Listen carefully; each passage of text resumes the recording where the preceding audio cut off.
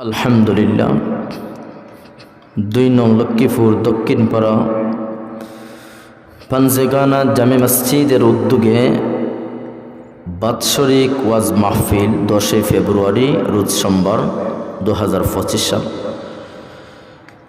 মঞ্চে উপবিষ্ট এবং উপস্থিত শ্রদ্ধাভাজন সম্মানিত সভাপতি সাহেব হযরত মাওলানা তুফাইল আহমদ সাহেব, ইমাম খাতিব ২ নং লক্ষ্মীপুর কেন্দ্রীয় জামে মসজিদ,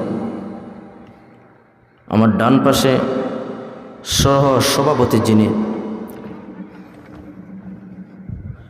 ইকরা একাডেমির সম্মানিত প্রিন্সিপাল শিক্ষা সচিব হযরত মাওলানা আমার এক মায়ের ভাই। তো আমি প্রথমেই আপনাদেরকে একটি শুকরিয়াতা জ্ঞাপন করি।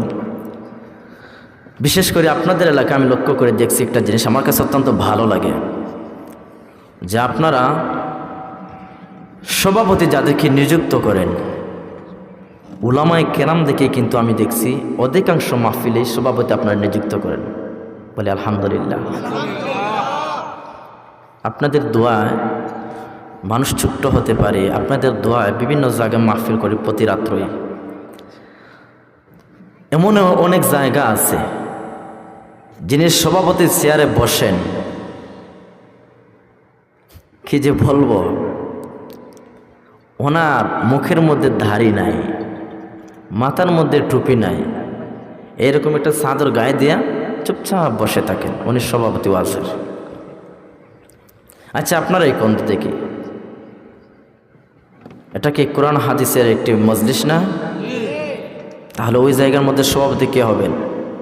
যে বিচারা সুদ খায়, ঘুষ খায়, দাড়ি ক্লিন শেভ করে, ওই বিচারা হবে? ঠিক আছে, সভাপতি রাখবেন মসজিদের ইমাম সাহেব, খতিব সাহেব, বিভিন্ন প্রতিষ্ঠানের শিক্ষা সচিব মহোদয়গণকে। সহ সভাপতি হিসাবে মসজিদের সভাপতি যিনি থাকবেন, মতল্লি যিনি থাকবেন, ওনাকে রাখবেন। এটাই ওয়াজের সৌন্দর্যতা। এখন আমি আলোচনা করতেছি, আমি যে কোরআন পুরাটাই তাফসির করব এমনটা আমি বুকে হাত দিয়ে বলতে পারবো না, ঠিক কিনা? এখন আমার সম্মুখে একজন উলামায়ে কেরাম, আমি যদি আলোচনা করতে যাইয়া কোনো কিছু ভুল বলি উনি আমাকে শুধরে দিতে পারবেন, ঠিক কিনা? এখন যেই বিচারা নামাজের দ্বারে কাছেই না,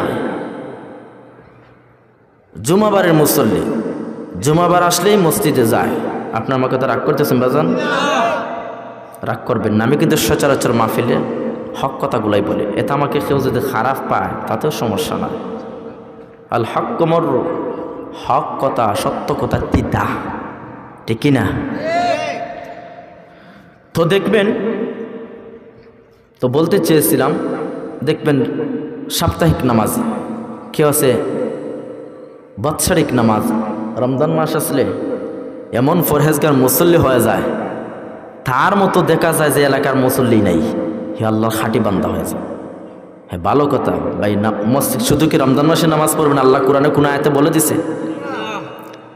যদি কেউ বলতে পারেন যে হুজুর আপনি মিথ্যা ওয়াজ করতেছেন, আল্লাহ তো দেখলাম ওই আয়াতের মধ্যে বলছে রমজান মাসে, আজ থেকে আমি কোন আমার ৩ হুজুরকে নিয়ে নামাজ ছেড়ে দেবো, শুধু রমজান মাস আসলে নামাজ পড়বো।